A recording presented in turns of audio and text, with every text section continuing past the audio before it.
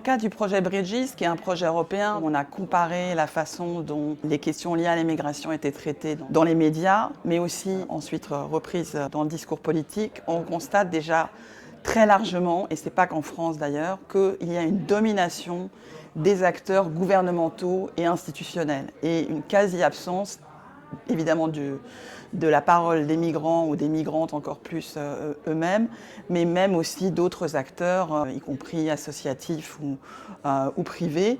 Il y a une certaine diffusion de cadrages populistes, par exemple, qui peuvent se retrouver dans des textes comme des préambules de loi, même au niveau européen. Et ça, c'est quelque chose qu'il faudra continuer à creuser, ce va-et-vient entre discours médiatiques et partisans et discours de politique publique, décision publique. Les récits sur les migrations en France sont matricés par une offensive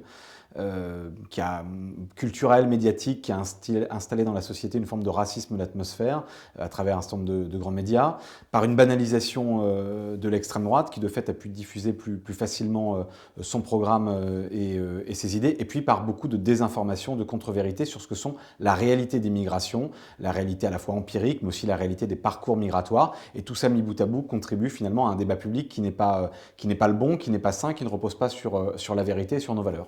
Et puis, voilà, c'est les élections européennes dans quelques mois. Donc, dans la dernière table ronde, on a pu retravailler sur quel type de discours, finalement, sont dominants. Est-ce que ce sont des discours sécuritaires, humanitaires, utilitaires sur l'immigration?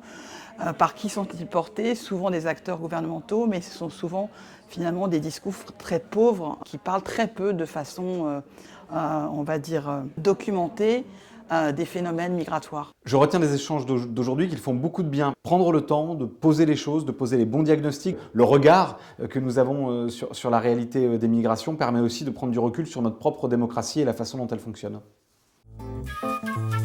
Sciences Po.